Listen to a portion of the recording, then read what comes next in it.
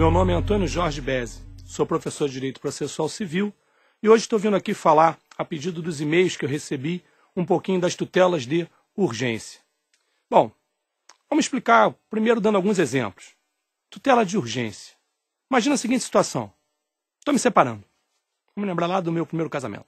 Estou me separando, não que tenha acontecido comigo isso, né? Estou usando aqui como exemplo só para poder ter um marco inicial. E aí resolvo sair de casa na paz total, tá tudo bem. E saio e tal, a gente assina lá um compromisso de que vamos comparecer em juízo para fazer a separação amigável. Aliás, separação essa que hoje em dia é sempre bom lembrar, isso está sendo cobrado em concurso. Artigo 1124-A do CPC diz que essa separação judicial consensual pode ser feita diretamente em cartório. É bom você ficar atento, né? Eu acabei de receber aqui uma mensagem, então pode ser que caia na tua próxima prova. Mas, vamos voltar lá, estou me separando. E assino esse termo. Saio de casa. Quando abro o jornal, na hora que eu abro eu vejo lá. Vendo terno. O cara está vendendo terno. Vendo videogame. Quando eu vou ver qual é o videogame, é um Atari. Eu falei, eu já tive um Atari. Vendo Caloi 10. Pô, eu já tive uma Caloi 10. Vendo um CrossFox. Eu falei, rapaz, esse cara tem terno, esse cara tem Atari, esse cara tem Caloi 10, tem um carro, CrossFox. Engraçado, eu também tenho tudo isso. Quando eu olho lá, local, foi meu antigo apartamento.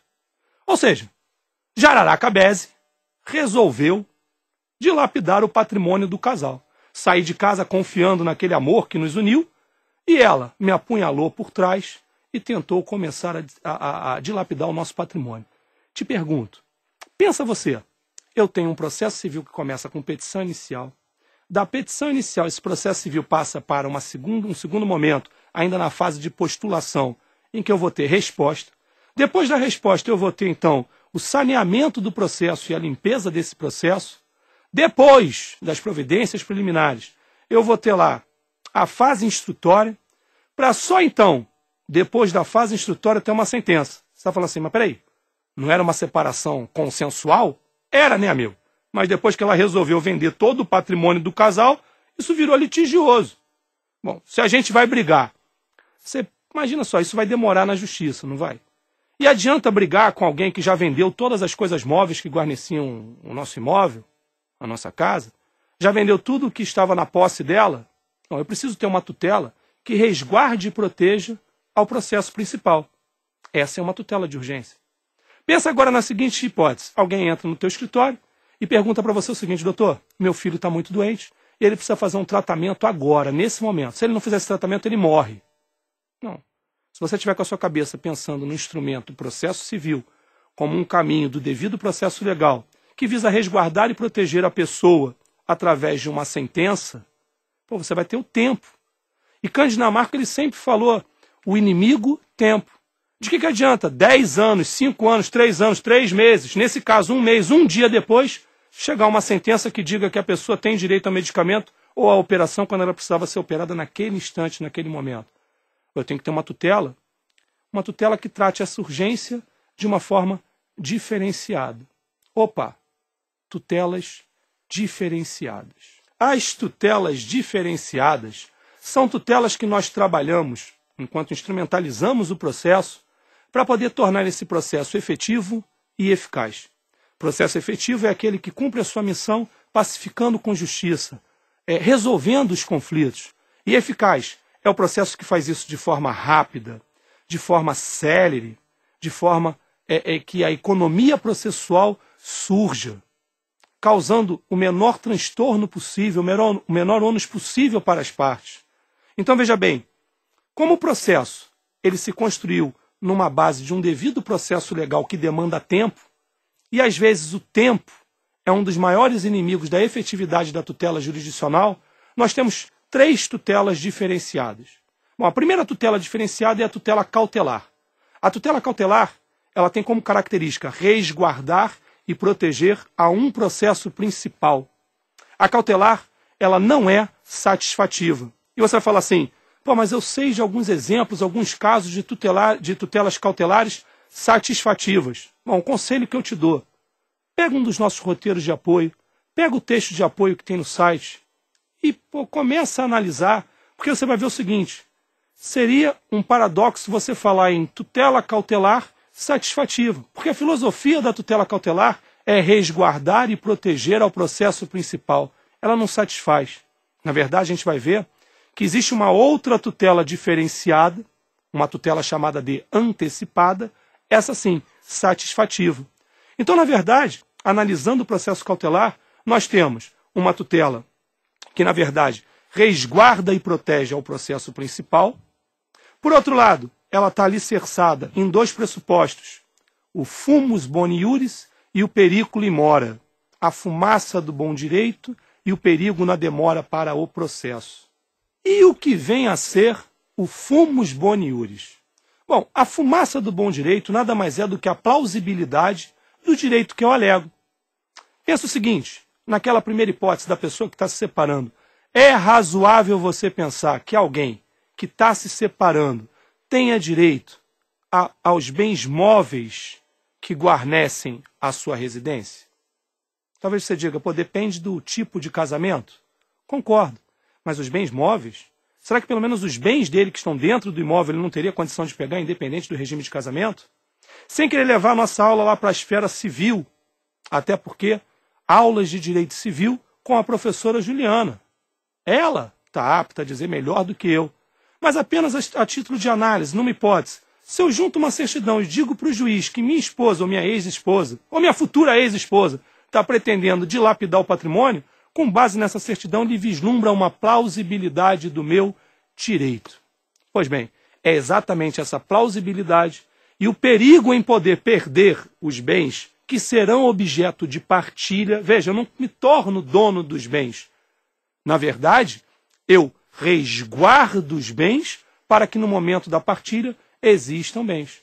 Que medida eu adotaria então? Eu adotaria a medida do sequestro, artigo 822, inciso 3º do Código de Processo Civil. Uma medida que visa resguardar e proteger a um processo principal quando os cônjuges estão discutindo a posse dos bens que guarnecem a casa do casal. Então, esse é um exemplo. Por outro lado, essa fumaça do bom direito basta por quê? Porque numa cognição chamada por Eupídio Donizete, o nosso doutrinador Eupídio Donizete, numa cognição rarefeita ou num juízo sumário de cognição, o juiz consegue vislumbrar os riscos para um processo principal. Então, cautelar não é satisfativo. Cautelar é temporário. Cautelar dura enquanto houver necessidade de você resguardar e proteger a um processo principal.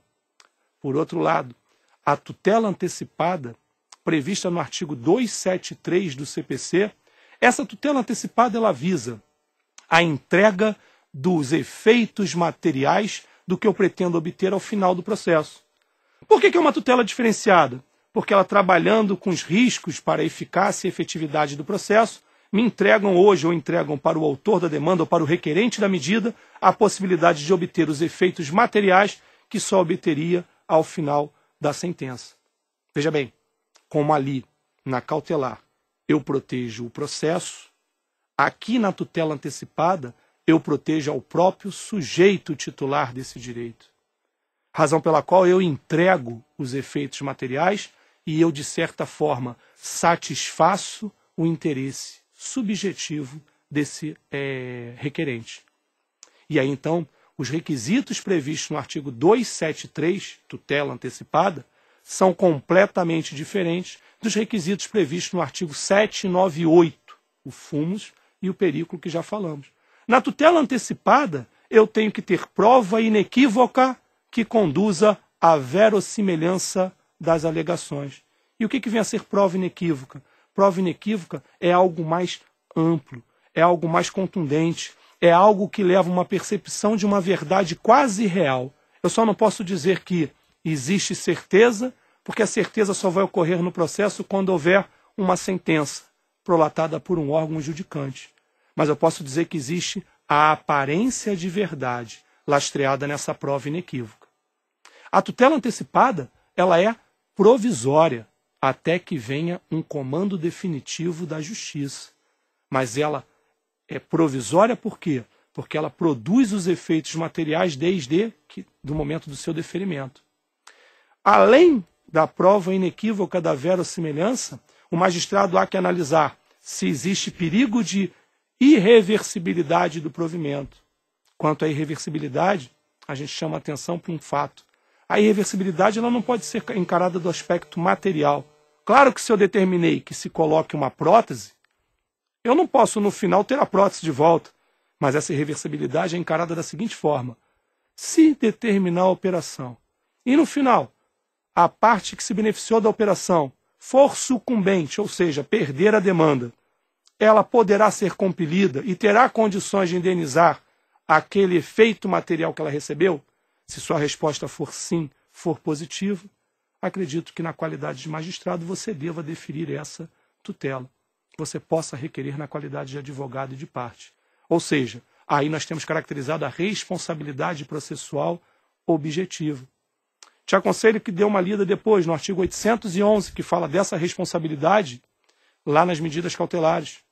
Que leia o parágrafo 2º e 3º do artigo 273, que fala dessa responsabilidade processual objetiva nas medidas antecipatórias. Por último, para fecharmos esse nosso breve encontro, volto a dizer, só vim aqui esclarecer as dúvidas que me mandaram por e-mail. Estou aproveitando um tempo para a gente poder conversar. Para te dar um gostinho, para querer estudar completamente o tema tutelas cautelares, o tema tutelas de urgência. Então, para te dar esse gostinho e incentivar o teu estudo, eu estou vindo hoje aqui dizer para você o seguinte. Olha, existe ainda uma terceira espécie no gênero tutelas diferenciadas, que é a tutela específica. Essa tutela específica ela tem por objetivo o quê? O objetivo da tutela específica é assegurar a efetividade e a eficácia do processo. Onde ela está prevista? Ela está prevista no artigo 461 e no artigo 461A do CPC. Observe você que, enquanto a tutela cautelar pode ser concedida de ofício pelo magistrado, enquanto a tutela antecipada depende de requerimento da parte, a tutela específica diz que, após estabilizada a demanda, após a citação, o juiz deve tomar e adotar todas as medidas necessárias à consecução da entrega específica. Entrega específica nada mais é do que proteger o pedido que foi formulado. Se você pediu operação, é a operação que você tem que ganhar. Se você pediu o computador que você comprou e não chegou, é o computador que você tem que ter. Observa que, se me venderam um computador e venderam para vários consumidores, vários computadores e não podem entregar computador, receber hoje o dinheiro de volta não cumpre com a tutela específica. É uma mera tutela que visa ressarcir um prejuízo, quando na verdade o processo civil evoluiu de uma forma que eu tenho que conseguir e garantir que o que veio ser buscado seja entregue.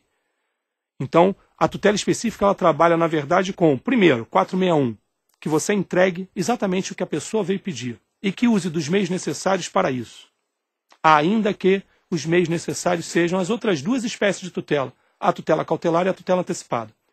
Em segundo caso, se não tiver aquele computador daquele fornecedor, que você possa ter o equivalente jurisdicional assegurado. Ou seja, que o autor compre um computador igual com outro fornecedor e que aquele demandado pague o custo disso, ainda que mais caro, mas que ele receba o computador que ele quis, o fogão que ele quis, a operação que ele quis, ainda que feito por um terceiro. E aí ele recebe o equivalente jurisdicional.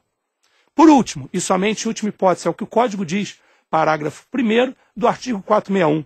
Somente em última hipótese, o juiz converterá a tutela específica, ou seja, a obrigação pedida, em perdas e danos. Perdas e danos é uma tutela substitutiva da tutela específica. Por último, para finalizar, o parágrafo 5º do artigo 461 talvez seja o mais importante de todo o dispositivo. Ele diz em palavras normais. Depois você lê o artigo e você vai ler lá o artigo. Mas a interpretação que eu faço é uma interpretação que algumas pessoas não gostam, principalmente aqueles que aplicam a norma.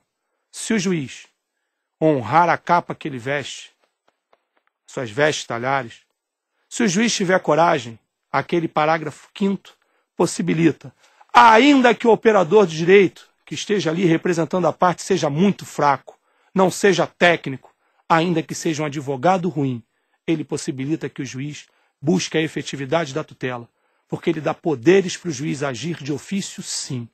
Ali nós temos consagrado uma tutela antecipada de ofício sem requerimento da parte, porque após a citação, o juiz pode adotar todas as medidas necessárias à consecução da entrega da tutela específica, tais como o preceito é meramente exemplificativo.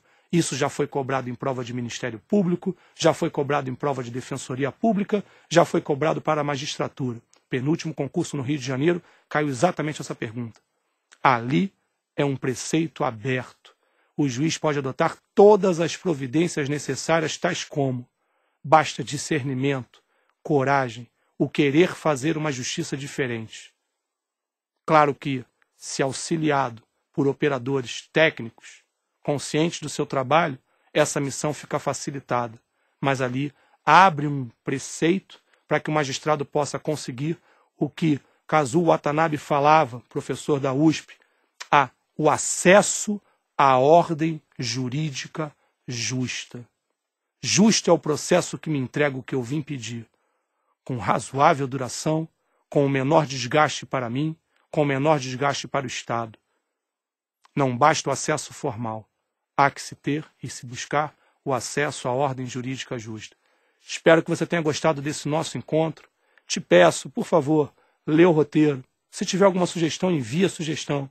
Se tiver alguma crítica, envia a tua crítica. Se tiver algum material que possa socializar e dividir com o grupo, a gente está aqui esperando o teu material, esperando o nosso próximo contato. De resto, o que eu posso te desejar é uma boa viagem, saúde e muita luz. Muita paz para você. Obrigado.